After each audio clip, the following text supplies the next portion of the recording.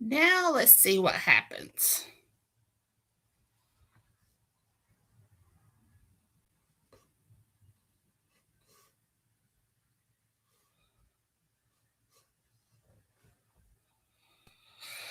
Whew.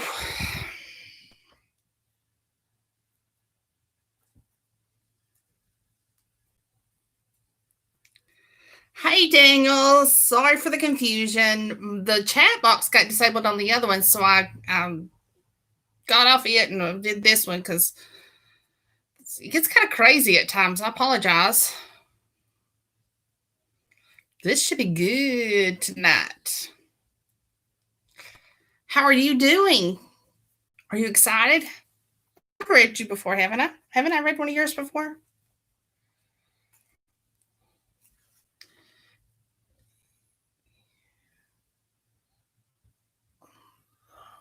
Wrong one. Trying to get everybody on here. So, yeah, the other one, for some reason, the chat box was disabled. It just popped up there.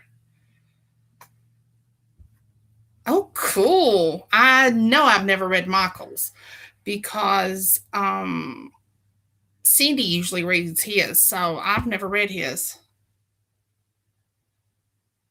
You're not on the right one.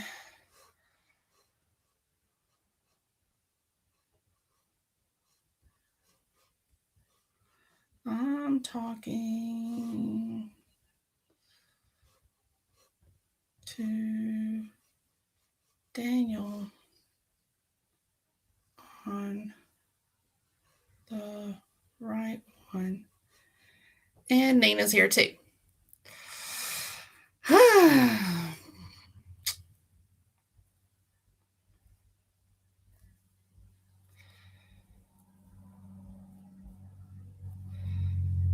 We'll get this straightened out. Hey, Jackie.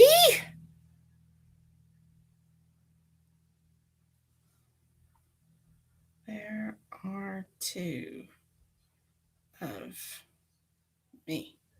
Nina, are you able to go in and delete the other one? Because it's really confusing. I was just trying to get back on in a hurry. Jackie, we have missed you, my darling. We have missed you a lot. So I need some ideas from you, an idea from you, because I've not heard from your peanut gallery on ideas for the anniversary the 1 year anniversary next month. Whoop whoop. I know the feeling. There's Vincy. She finally made it. Whew.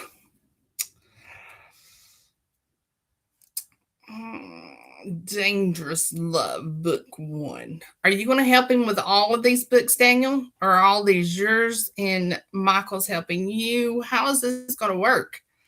I'm curious because until today, I thought I was reading Evil Unbound. And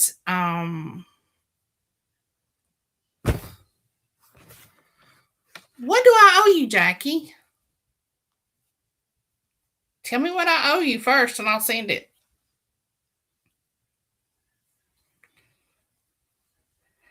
Hey, Lori.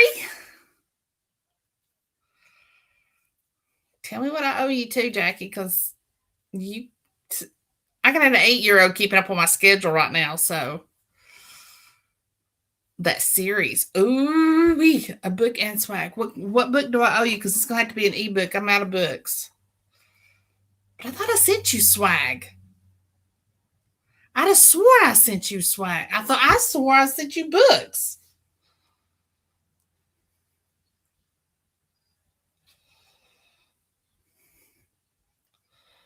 Lori's on vacation? No way. How can you have a vacation on lockdown? On quarantine? Jackie, I know I sent you books. You haven't received anything from me ever. How are you, Miss Lori? Yes, I'm carrying on about 4 conversations right now. Yes.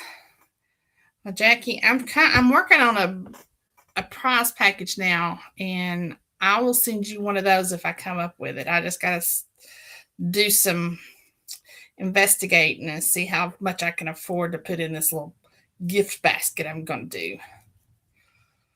So, alrighty, we're ready to get started since I am 5 minutes late now. 13, I don't know how late I am. I'm late.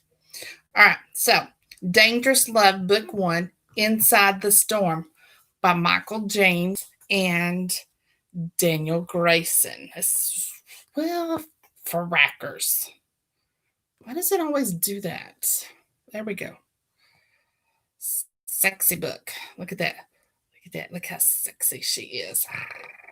And he's just.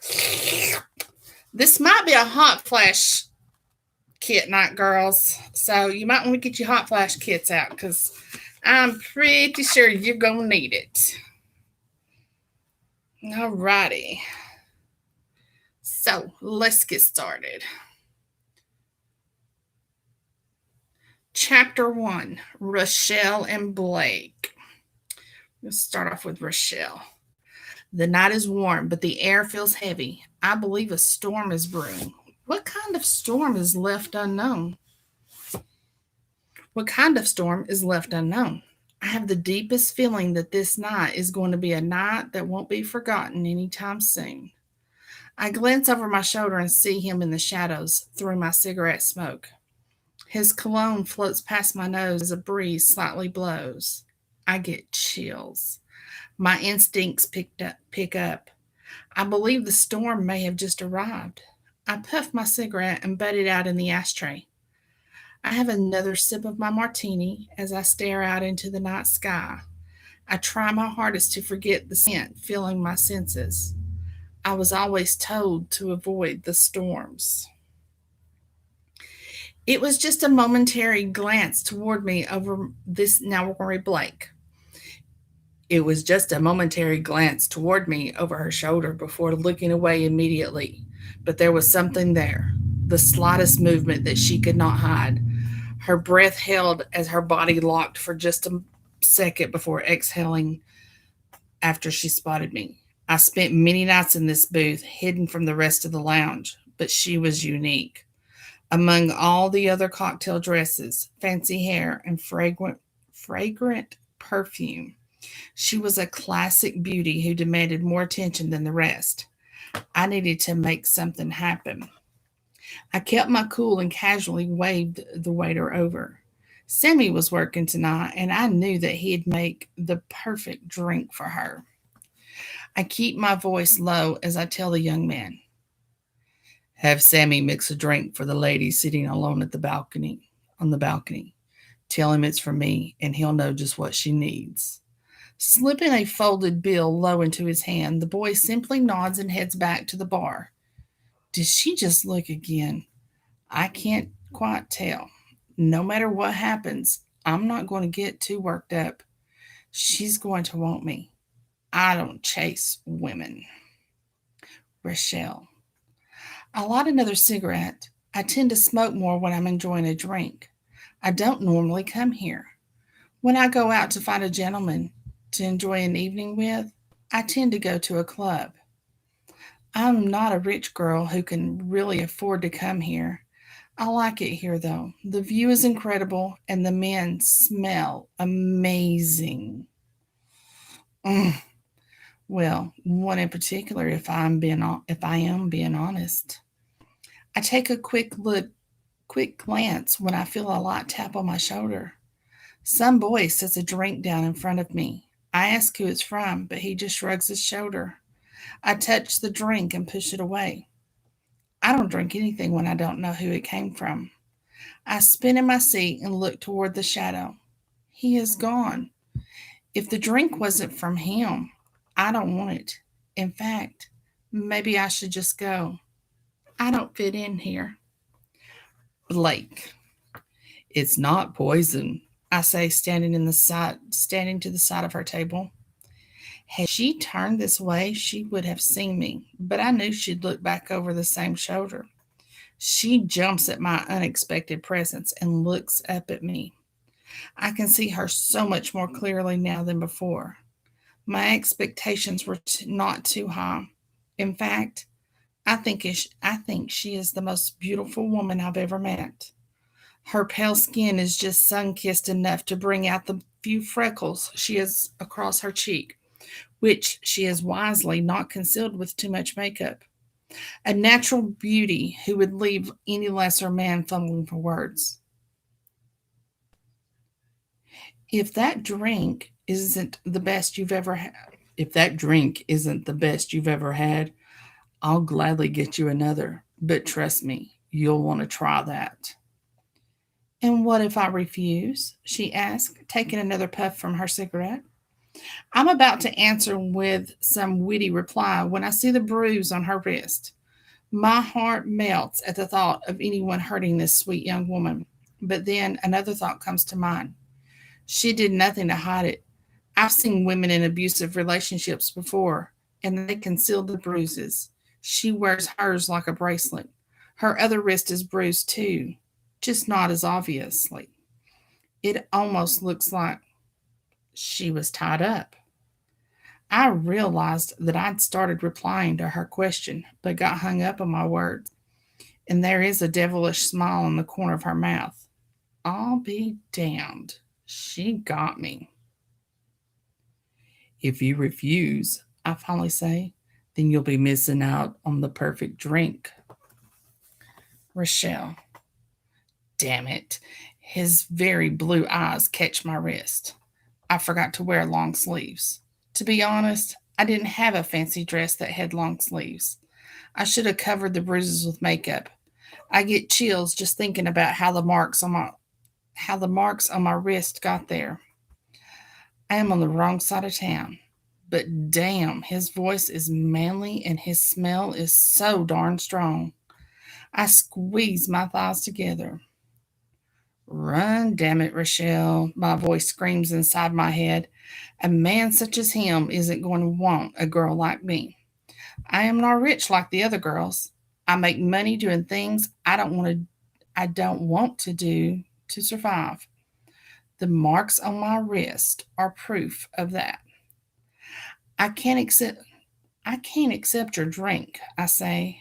I see his shoulders drop. At least not without knowing your name first. I figured you would, Vincy. Blake. I don't know your name either. I reply with a raised eyebrow. I don't know if that would be fair. How about this? You try just a sip of the drink, and if it isn't the most amazing cocktail you've ever had, I'll tell you my name. If I'm right and you love it, then you'll have to give me your name first. She gives me a quizzical look as she considers my offer. I can see her teetering right on the edge and know I might lose her. But this game is far too exciting not to keep playing the hand. Without saying a word and without ever looking away from my eyes, she reaches back and brings the glass to her lips. She takes a very small, ever so ladylike sip, and her eyes close involuntarily. Mmm, she lets out before her eyes open and her cheeks turn red with an adorable blush. I guess I can't say I didn't like it. She laughs as she takes another sip. What is it? No clue, I answered her honestly. I know a guy who has a gift. He never lets me down. I can still see her nerves at work. It's as if there is something tied to her, pulling her forward out of her seat and toward the exit. You look lovely, I tell her. You don't look like most of the women I see coming here. You are genuine. It is so refreshing. My name is Blake. What's yours? Her nerves seem to relax some when I offer my name. Despite having won the wager, I still need to know how she got those bruises, but I keep my eyes on her. If I play my cards right now, I might be able to find out soon enough. Rochelle. Blake, I like that name. I am just about to ask him what he would like my name to be, but I stopped the words from leaving my tongue by licking my lips. Offer a small smile before I crack. My name is Rochelle. As much as I would love to finish this drink, I think I should go. Rochelle, he says with a sexy tone, I think that is the last thing you should do. In fact, there's a dance floor, and I'd love for you to dance with me. Oh no, I cannot allow that to happen. You never get into the arms of the storm. You never allow the lightning to strike first. I need to get out of here. I never should have let it get this far. How am I going to get away from him? Blake. What would it take to make you stay? I ask. That is as close to begging as I get, and I feel a little foolish even going that far. As for the first time, as far as I'm concerned, I'm acting like a love struck boy seeing the beauty of a woman for the first time. In a sense, though, I am. This woman is nothing like any other I've ever met. There's a confidence to her, but it is tied up in some kind of insecurity that's trying to pull her away from me. I see a playful smile and fearful eyes as though she has given me two completely different responses to my question, and I am genuinely confused. What do you mean? She asks, sliding her hand near her arm so that her hand covers her wrist. Could she be? The sexy dress, the bruises, her fear mixed with a playful allure? I can't ask, but if I am right, I may have just offended her. If she thinks I know, I just offered something I never intended. I need to clear that up before she can respond. If she refuses, I'm an asshole, and if she accepts, I have a very difficult choice that I'd rather not have to make. I speak as quickly as the words come to mind. Can I buy you another drink? If you'd rather not dance, could we at least sit and talk? I've only just met the loveliest woman, and I feel as though it would be a crime to let you walk away now. Besides, if you leave too soon, you'll offend Sammy. Her expression changes altogether, and she looks quite confused as she asks, Who's Sammy? I point to the bartender, who offers a wave. Sammy made you that incredible drink and would think you didn't like it if you left now. She continues to look at me with confusion for a moment and then breaks out in laughter. Her walls fall, and I feel my own body relax. She's not going anywhere. Now, to find out who this woman really is, I still need to know about those bruises. I have my suspicions, but I still find it hard to believe that she's a working girl with her looks. She's too pure and innocent. She looks more like a kindergarten teacher well, than whatever I think she might be based on her previous reaction. I wave to Sammy, who knows that we need two more perfect drinks and settle in. I can feel the electricity between us, something akin to a brewing storm.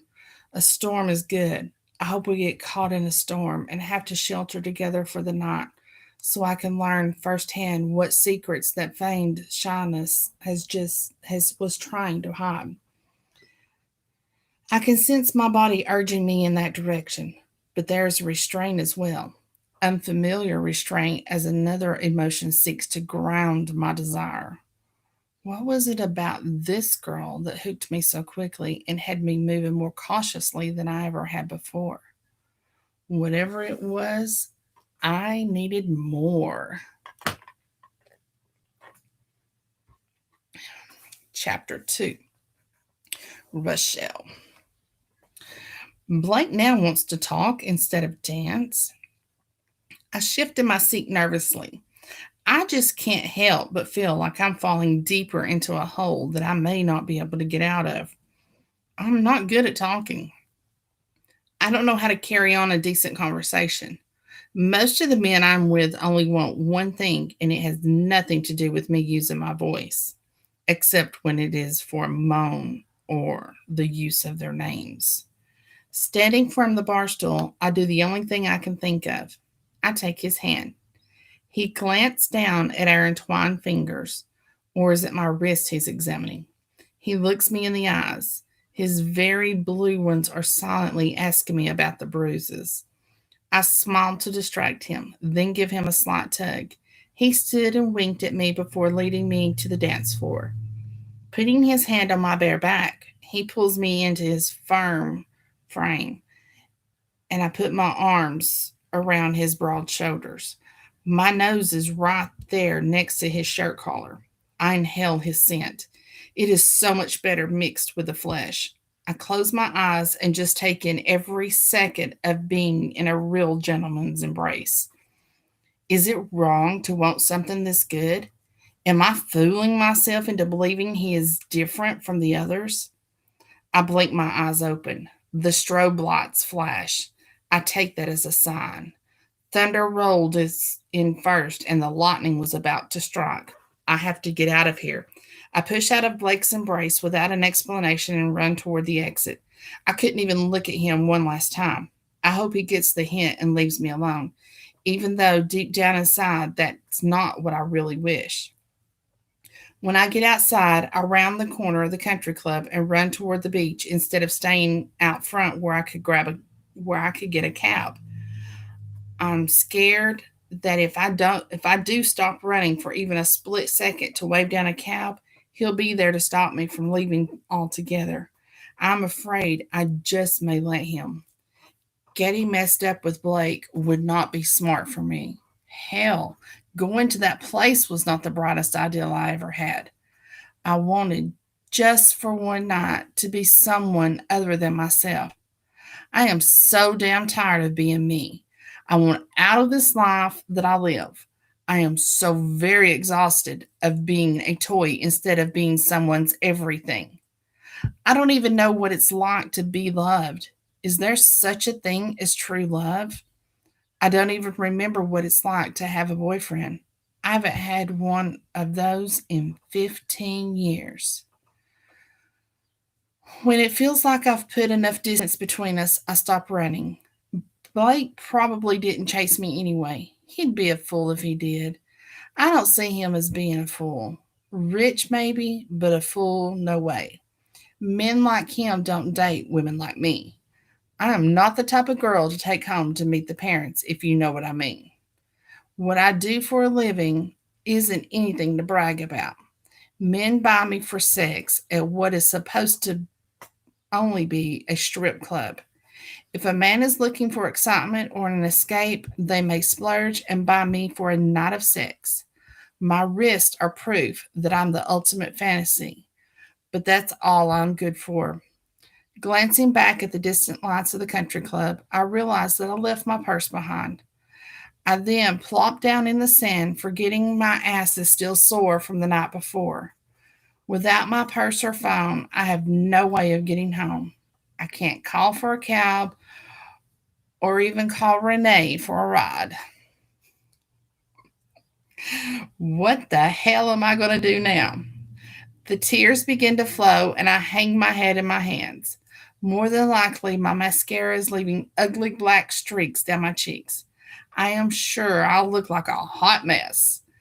That's what I get for not listening. The warnings were there, and this is punishment for being a stupid girl. I reach up and take the fancy hair comb that I bought at the thrift shop this morning out of my hair, then throw it. I hope it gets buried in the sand somewhere.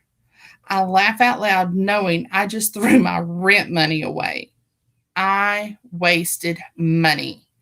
I have no idea how I'm going to cover it either. I probably have missed calls or texts from someone who wanted me for a night. I could have made up the loss tonight, but no. I had to be careless and reckless. I had to be someone I'm not. Stupid, stupid girl, Rochelle, I say to no one but myself. I fell back into the sand and stared up at the dark sky. How did I get here? Dumb question when I already know the answer. When I was only 15, I ran away from home. I thought I was smarter than my father and knew that the big bad world couldn't be worse than living with him. He had raised his hand to me many times, and that night it was for the last time. I ran from the home he provided with just $10 in my pocket. When I got on a bus, I went as far from home as I could. When I stepped off the bus on the strip, I was overwhelmed. I was not used to the bright neon lights or the crowded streets, but with no money left, I couldn't go back home even if I wanted to. So I wandered the street, lost and hungry, for 2 days. One day I was walking the streets when I bumped into a man. That was when I met Randy Washburn. He took one look at me and handed me a business card before walking off. I wandered into his place shortly after, not knowing what I was getting myself into. Randy offered me some food and a place to sleep that night. When the next morning came, he said I could stay. Staying meant I had to work for food and a place to sleep. I started out cleaning the rooms. Once I hit 18, the situation changed. He came to me and told me that I was bought. It was time for me to become a woman. I knew what that meant. I didn't like it, but it was time for me to grow up. I couldn't live in the basement forever. I needed my own space. I couldn't pay rent on the money I made cleaning rooms at Randy's strip club. That is how I ended up here. That is how I became the ultimate submissive fantasy. I sit up and remove my shoes. I hear thunder close in the distance. The warnings are all around me, telling me I fucked up tonight. My friend Renee always told me being someone I'm not will cause the biggest storm of my life.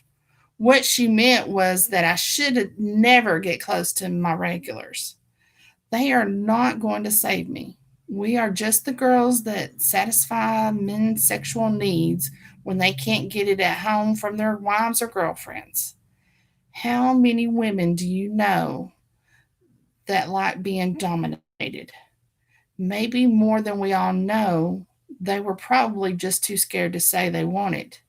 Men love it. They get off on treating you as if you are a helpless little girl that needs their guidance. Men love the control. That is why we get tied up and punished for being naughty. Meeting Blake tonight is no different than those other men. He's not going to save me. Renee is right.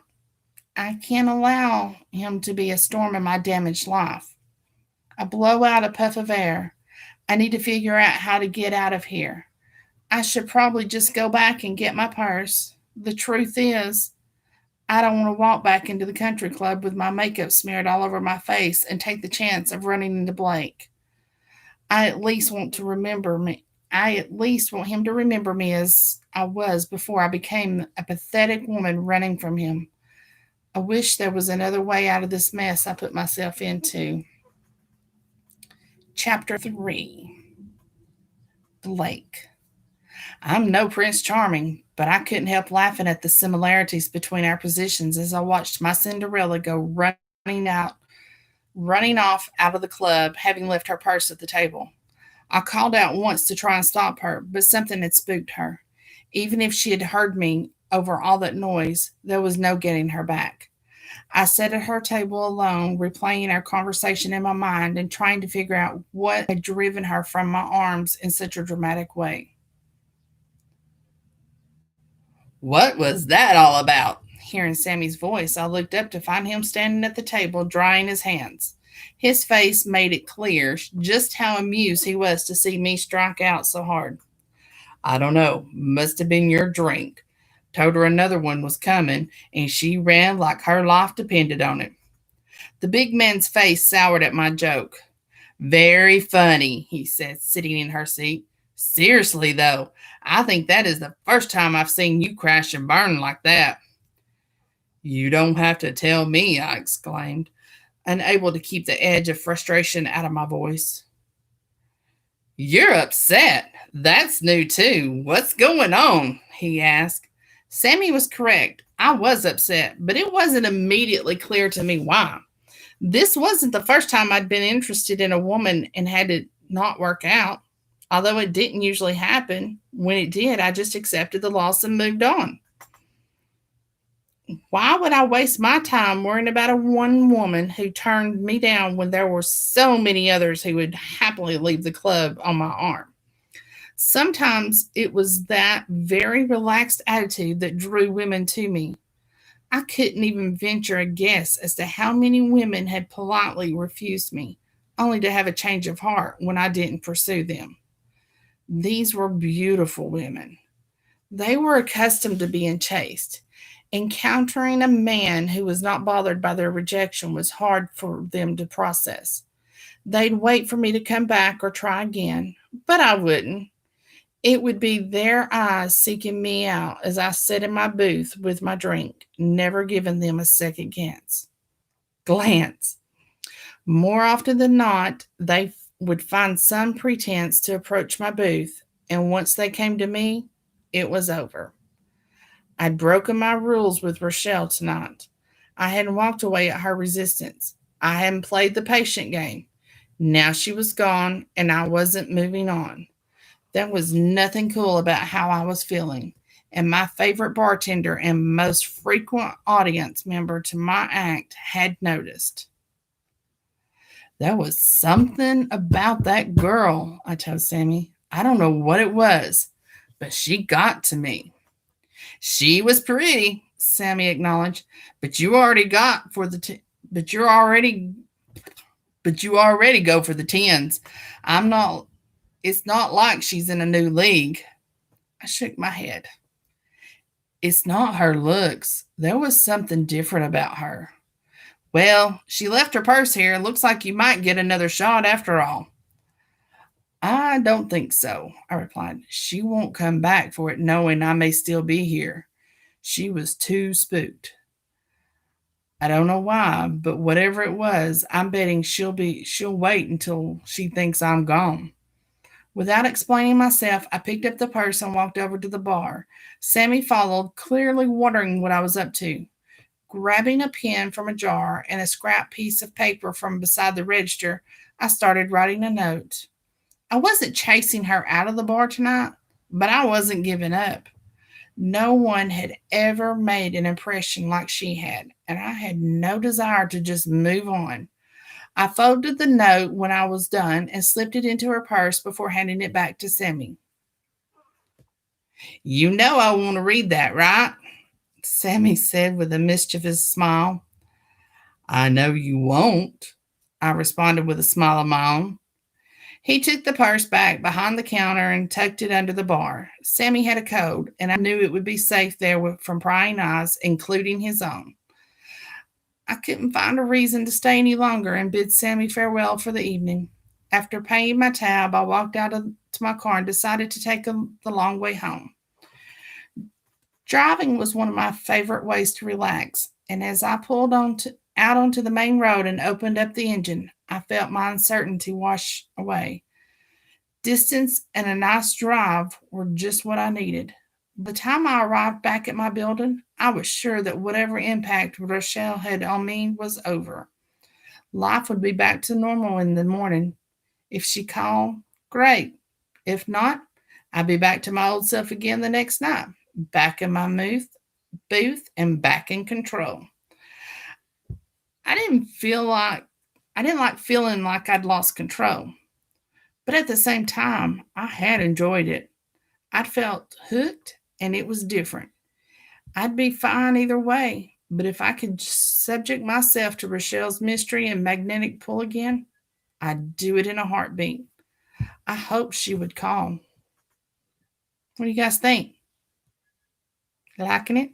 It's a good book, huh? Chapter 4, Rochelle. I ran all the way back to the country club and now I'm out of breath. Plus, I'm soaked. The rain that suddenly fell from the dark sky came out of nowhere, rattling me to the bones. I felt like such a stupid girl tonight. Why did I think I could escape my troubled life, even for just one night? I see the mistake I made. The warnings were surrounding me. The cracks of thunder, the flashing of lightning, and the rain trying to wash away my sins. I have sinned by going someplace, trying to be somebody I'm not. I needed to walk into the country club and get my purse so that I could go back to being who I'm supposed to be. My wet hair is hanging limply on my cheek, so I brush it away with my fingers that are also wet. I slip through the front entrance of the country club and head straight for the restrooms. I check the stalls to see whether I'm alone or not. When I see that I'm alone, I lock the door. I open the cabinets looking for anything that might make my appearance better. When I had seen my reflection in the mirror, I looked like a drowned rat.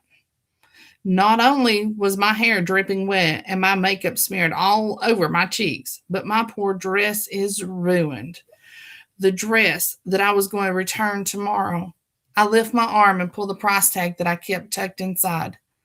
Most of the tag is gone. I guess I am the proud owner of this ruined cocktail dress. Now my rent is going to be really late. I return my gaze to the mirror. Lifting a hand, I trace the outline of my body with my finger. I then put my palm flat on the mirror, covering the reflection of my face, disgusted with myself. I get chills when I scrape my fingernails downward. I wish I could claw my way out of this person's body. I wish the rain could clean my soul and make me reborn. I so desperately want to be anybody but me. I stand up straight and wipe my eyes. I need to get the hell out of here. I can't take much more self-loathing tonight. I need to go home and strip this night off of me. Tomorrow, I can go back to being me, to being someone's toy, the ultimate fantasy. I get a handful of paper towels and wet them. I wipe the makeup off the best I can, then toss them in the trash when I'm done.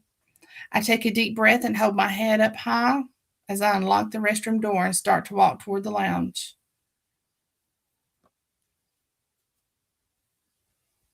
The one that got away. The voice startles me. I peek over my shoulder to see who it is. I don't see anyone. I know it isn't Blake because I can't smell his cologne. Plus, I wouldn't forget his tender, sexy voice so easily. Excuse me? I eventually say. Nothing. Don't mind me. When I turn to see who it is, I'm a little taken back. Sammy? I have your purse behind the bar. Oh, good. I left in such a rush I forgot it. Sammy's eyes travel the length of my body. Wait here. I'll go and get it for you. Why do I get the feeling he just judged me? He hadn't said a word, but his expression made it clear that he doesn't think I belong in his place of employment. That irritated me a bit. Guys like him are just like girls like me. We are both trying to fit into a place we don't belong. Sammy didn't get here by having rich parents who got him a summer job. No, he's from the streets, just as I am. I could smell that a mile away. Good for him for trying to better himself, but shame on him for passing judgment on me for wanting the same thing. There's a difference between us, though. He wants this life and thinks he belongs with the rich. I only wanted one night of not being someone's sex toy. I know I don't fit in with the lifestyle of the rich and famous. I am not that naive. Here you go. I'm kind to him, even though I want to call him out on his bullshit. Thanks. My shift is done. How about I give you a ride home? You don't need to do that. I know I don't. Fine. We go out to Sammy's car. The pay must be nice at the country club for him to afford the sports car he drives. I give him my address. Well, technically, it isn't my address. It's the coffee shop around the corner from my place. I don't give my address to anyone. I learned early on that you don't let people know where you live. That's just asking for trouble. Trouble that I don't need or want. When you're in my line of work, you can't be too careful. People are crazy.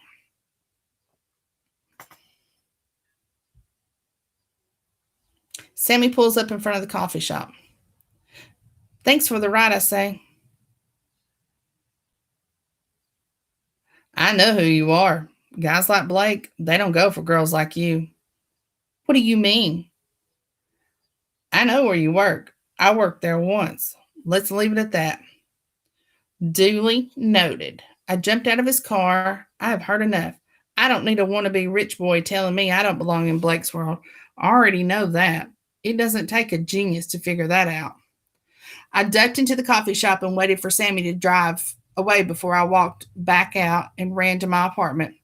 I am so angry at myself right now for crying over some judgmental asshole's opinion of me. He doesn't get to place judgment on me. Nobody can. Nobody but me gets to decide what kind of person I am, especially someone like Sammy. I reach my door, but before I can even get my key into the keyhole, my night gets worse. There is a yellow eviction notice plastered to the door. I wanted to rip it off, but I kicked the door instead out of frustration. Once I get inside, I throw my purse on my fold out bed. This is the last thing I need. I go right to the bathroom area and strip off my ruined dress. I turn the stand up shower on and get in. The water mixes with my tears as it barely trickles out of the shower head.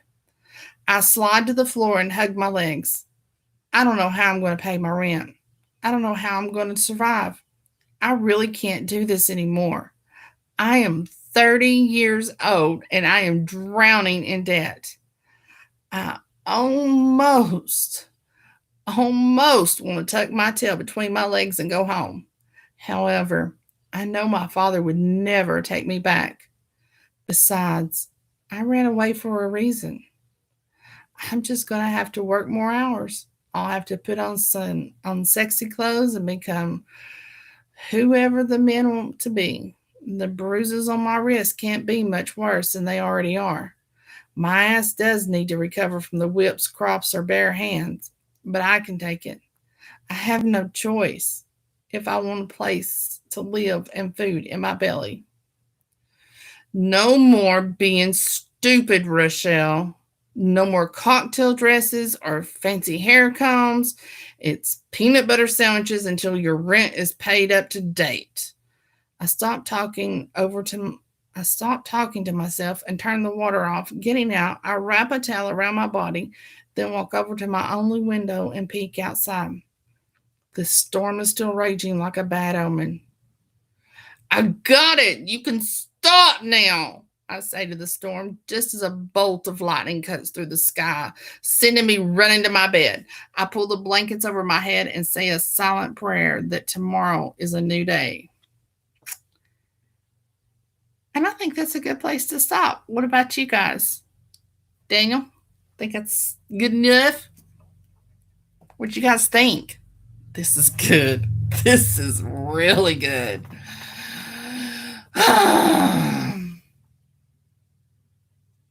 Oh no! Why is YouTube kicking you off? Is it your internet or is it YouTube itself? Anybody else have any problems? This is a good book, y'all. I like this book. I like it. I like it. I like it. So, this is the first book in the series, and Daniel was telling me that he and Michael are going to be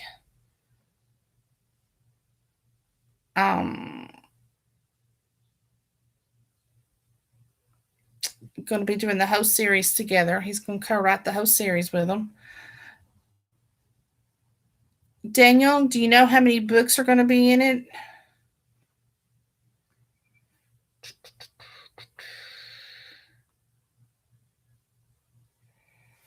It is free on KU. And Lori, if you're still with us, and you or Daniel, either one, if you guys can put up links or whatever, that would be great. Has 5 stars, $3.99 if you want to buy it, or like I said, free on KU. It is the Inside the Storm, and it's book 1 in the Dangerous Love series. So 176 pages long. It is really good. So,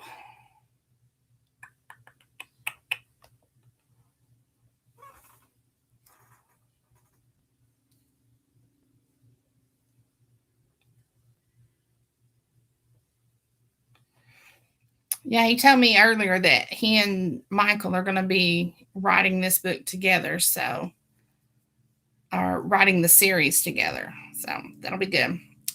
All right, ladies, tomorrow night I've got the night off. And I got some things I got to do around here, hopefully, if I can get my lazy butt up. And then when Thursday night is going to be railed by